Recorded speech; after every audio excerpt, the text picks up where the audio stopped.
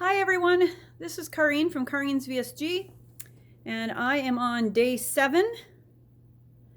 Yes, what is today? January 7th. I'm on day 7 of my post.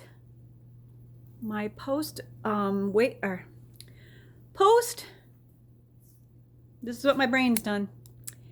I am post plastic surgery.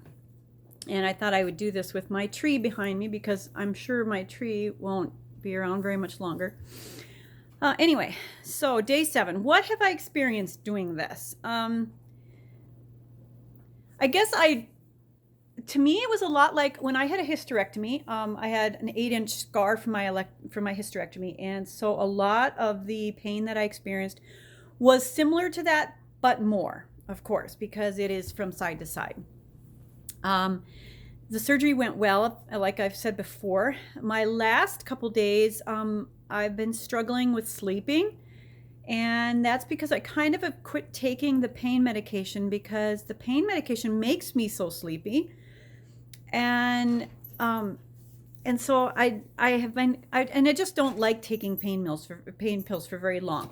I don't like to have to be reliant on them, and that's just my personality. I try to get off of them as quickly as possible. And as you can see, I have not taken a shower since last. Okay, I don't remember when I took a shower. I think it was Friday last week. Today's Tuesday. I've been washing, but I haven't been taking a shower. Anyway, so get down, Sandy. Get down. So anyway, some things that I've noticed. My eating pattern is really, really sporadic. Food just doesn't taste. Some foods do not taste good to me at all. I've been struggling to get food in at all. I love broccoli with cheese on it, and so I thought, well, I'll do something healthy and put some cheese on some broccoli and have that. And I don't know what it is. I love broccoli and cheese, but I could not tolerate it yesterday, and so I don't know what's going on with that. I've been eating a lot of chicken noodle soup, which seems to go well with my stomach, and so but I think just having the anesthesia, it gives you a different. I mean, anesthesia messes with you. So there's a lot of things that have happened. One other thing that one of the reason I was not taking my pain pills is because I thought they were causing itching. My skin was itching so bad, and I don't know if it was the anesthesia coming off the anesthesia, or if it was the pills. Now it's kind of stopped the last few days. I'm still itching around my compression garment. That's natural. I actually put something between my skin and the compression garment because of that. So that was causing some itching, and so that I understood, but I didn't understand the itching like of my arms and my legs, and everything just is itchy. So that just might have been a reaction from me to certain things. Another thing that I've noticed is that it's hard for me to get my liquids in. I don't know why. I mean, I usually get a bottle done a day, so that's 32 ounces I'm getting a day. And then I'm eating, chicken noodle soup and that kind of stuff. So, but other than that, so food is just kind of messed with. Things that I normally like, it just doesn't have any appeal to me right now. So, those are some issues I'm having. I'm having to strip, or they call it milk, the tubes from my bottles, the drain tubes. And I've noticed the last few days it has gotten lighter in color, except for when I milk, and then I get this like real long thing in the tube that's redder, and that's coming from inside of me, of course, and so I can't see this, but milking those tubes is pretty important. It's actually pulling out those blood clots and getting them out of there. I've had about anywhere from 40 to 60 cc's of liquid coming out of me a day from that. Yesterday, no, it's been more than that. That's 40 to 60 each time. So like yesterday I had a lot. I had 90 yesterday. And so I have my doctor's appointment tomorrow at 1:30 in Duluth. And so I don't know what they'll say, or I have to bring that list with me of things that I'm getting out. So I'll see what they say tomorrow, and I'll probably do a video the day after tomorrow on what they said and what's going on. But the drain tubes have been keeping me busy because you're supposed to milk them every 4 hours, which I have not done. but because I've been doing a lot of sleeping and resting, because I figure that's going to heal me better than anything. Because walking around, lifting things, all hurts. The stomach muscles are in pain. But yeah, so it for those of you who are considering this, be prepared for at least a week where you are just resting, just taking it easy, don't do anything, just taking care of your body and health, and that's it. I have not been out of the house for a week. And so, and I've been kind of scared to go out because there's ice out there, and I'm afraid that if I slip even a little bit, that'll pull my stomach, and oh, that hurts. Yesterday, I actually tripped on something here in the house, and I fell down. I wasn't very high because I'm not very high to begin with, but and it pulled on my muscle, or it pulled on one of my on my stitches, and it hurt. So I was like, ugh. So you just breathe. That's another thing I highly recommend, is that you practice your breathing in and out, because if you don't breathe, it'll hurt worse. So it's just like when you're in labor with children. You just want to make sure you keep your oxygen levels up, because oxygen, it causes you to not feel as much pain. So anyway, so keep that in mind. For those of you who've never had children, that's one of the things you learn in childbirth classes, is that breathing is important. Don't hold your breath. A lot of times we tend to hold our breath when we're in pain, and we probably shouldn't be doing that. I'm going to tip this down a little. There we go. So anyway, yesterday was the first time I turned my computer on. I hadn't had it on for a week, which is unusual for me. I'm always on my computer, as everybody knows, either working on pictures. But yesterday we got a letter in the mail that told us that the man who was our best man at our wedding, and my husband was the best man at his wedding, learned he had cancer in October, and he passed away December 22nd.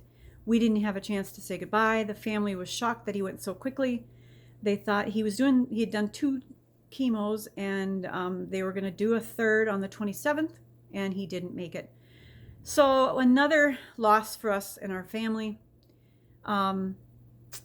It's pretty sad. My husband's lost both of his best friends now, and one was his father, and now our best man at our wedding. So we were devastated by that. He was such a sweet guy, and he would show up to things that we didn't expect him to show up. He was at our 25th wedding anniversary, of course. He showed up there. When our son graduated from Maplewood Academy in 2012, he came up from Minneapolis to attend that. I believe that was the last time we saw him. So that was 7 years ago? No, 9 years ago? Oh, how long ago was that? 2012, it's 2019. Yeah, it was like 8 years ago. So that was very sad. And it seems to us that we lose a lot of people right around the holidays, and that's very hard for us. So this was hard for my husband to deal with, and for me also. I was just in shock. She had sent me an email, but I didn't know who it was from, because I did not have her address or her phone number saved in my phone book. And she'd sent me some pictures, but there was no indication to me, even through the pictures, who it came from. So I kind of just kept them, but when I added her phone number in last night after she gave me her phone number, when I added it in, then those pictures popped up right away, and I'm like, oh, that was from her. We had no idea. So, and then I got the message that she'd sent us. And so I was pretty devastated by that. Yeah, it was not fun to find out. And he wasn't that much older than us. I'm sure he was in his 60s, but he wasn't that old. And he was the kind of person who was just one of those guys you just like. So anyway, so another loss.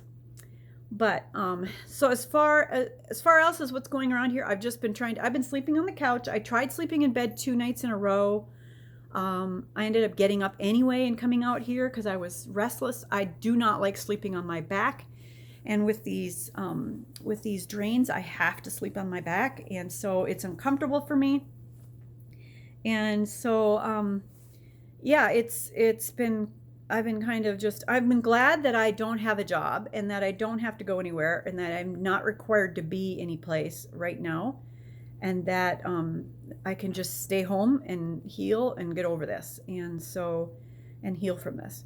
I can tell that it's starting to heal. I'm feeling kind of like a burning feeling now on the scar, which I hadn't been feeling for a while there, maybe because it was numb, but the nerves are probably starting to repair. So I'm starting to feel that burning feeling more. Before this, I probably been feeling more of the abdominal or the abdominoplasty repair, which is the muscles up here. I've been feeling that more than the actual scar down at the bottom. But now I'm just kind of feeling that burning on the scar down below. So the nerves must be repairing to some degree down there, because I can feel that a lot more. The compression garment is not fun to wear, I don't think. I love having my body being free. I don't like being compressed. But I have to wear it at all times. And so I've been keeping it on. I take it off once a day and readjust it. And so today now I'll be taking a shower because I have that doctor's appointment tomorrow and I want to make sure that I'm clean. So I'll be taking a shower today, and hoping my husband will hold my drains while I do that. He's not too wild about doing something in the shower for me. He actually had my sister come over and help me before, so he didn't have to do it. But I have to do that today, and then I got to get ready and prepare for tomorrow. My daughter's going to take me over there. I cannot drive for 2 weeks.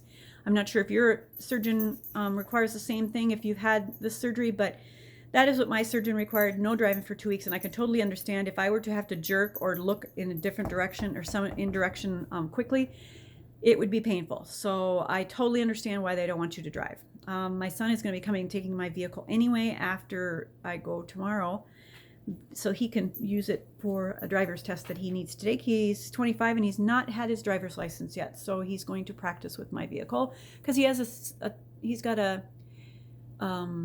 he's taking his driver's test on the 24th of January. So anyway, so that's what's been going on with me.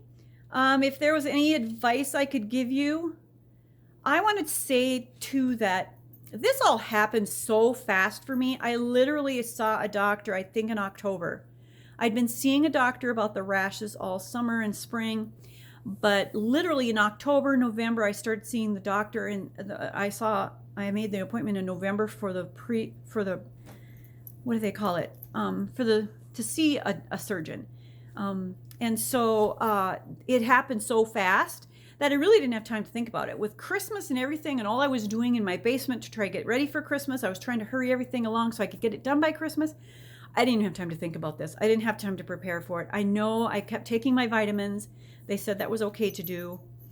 They told me to keep taking my Flonase, which I have now stopped taking because I've had so much dry nose that I didn't want to make it worse. And so I really, honestly, I'm not like the rest of you who've had maybe months and months to think about it and plan for it and, all of that, travel for it. And so this has all been pretty quick for me. And so I haven't had time to think about it. Sometimes I think that's good, sometimes not. But just for those of you who have any questions, please don't hesitate to subscribe. If you haven't subscribed, hit the bell so that you can get my updates. Also, if you have any questions, don't hesitate to write them below. I check my Facebook every day or YouTube every day. And so if you have any questions about my experience, now I just turned 58 on the 17th of December, so I'm not a young person. So rebounding from this probably is going to take me a little longer physically than some people. I'm pretty healthy though, so I think I'm doing okay. But yeah, so if you have any questions, please don't hesitate to ask me questions. I'm not afraid. In fact, I don't even know sometimes what to tell you and what aspects to think about. My husband's been very good taking care of me, so he's been very, very considerate. He's actually taken the garbage out. He's loaded the dishwasher. We've been here 2 years. No, we've been here 3 years. 2 years. 2 years. We've been here 2 years. December 27th was 2 years. And he's never loaded the dishwasher. In fact, he won't even take clean dishes out of the dishwasher. But he did do the dishes. And he had actually made me some food, and he's making sure that I'm eating. And he took some laundry out for me yesterday because I needed to get clean clothes for my trip tomorrow. So he's been pretty good. He stepped up, which I was kind of surprised. I thought I was going to be doing this all on my own because he's not that kind of a guy that is a caregiver type guy. I told him he'd make a great nurse though. But he's been taking really good care of me. And so I'm very proud of him. So any questions, please don't hesitate to ask. I have not weighed myself, and I decided I wasn't going to weigh myself until the swelling went down just a little bit. I'm a week out tomorrow. Yeah, a week out tomorrow. So I imagine they'll weigh me tomorrow when I go in there. So I'll see if there was a difference on the scale tomorrow, and then I'll weigh myself here at home. I just figured I'd be swollen anyway, so it didn't make any sense for me to get on the scale and then be disappointed. I don't know how much they took off of me. They didn't weigh it. I wish they had, but I should have told them to, and they probably would have, but it's not that important. And so I'll see tomorrow if I've lost some weight. I'm sure I have because my eating patterns have not been good. I mean, I'm just not eating as much because I'm not moving around as much either. And so, yeah, so I will find out tomorrow if I've lost any weight from their scales. And so, and then I will try to keep myself weighed after that. It would be nice. And one thing I learned about this surgery, though, that I went online and I was surprised about was that they said people who've had who's had bariatric surgery and then have plastic surgery normally lose more weight after that and keep it off. So that is kind of encouraging to me. I didn't know that. So I asked the surgeon about that, and he agreed. And what he said was that a lot of people will get the surgery and then they'll lose more weight and then they'll have all this extra skin again. And they're all concerned about this extra skin. I'm not even going to worry about that. I lost a massive amount of skin for me that I've had for years and years and years and years. And so to me, if I have a little flap of skin, I am just not going to bother with it. I'm not even going to worry about it. But I was encouraged to know that it is true that after you've had this surgery, you're more likely to keep off your weight than not, or it's easier to take it off again. And I think that's been proven in Lauren's journey because she had gained some weight back and now she's lost it all again, or it looks like she's lost it. She looks fantastic, but she's also young. I am not. So for me, it was a little bit more, it was really important to know that because it is kind of scary to go ahead and have a surgery this dramatic. I mean, you think about what they pretty much opened me and filleted me. I was wide open. And so for a person my age to have that, it's a totally different thing. So, well, my husband is home, so I'm going to go. Please don't hesitate to ask questions. I will talk to you after my surgeon's visit tomorrow in Duluth. So I will talk to you then. All right. And thank you all. We'll talk to you later. Bye.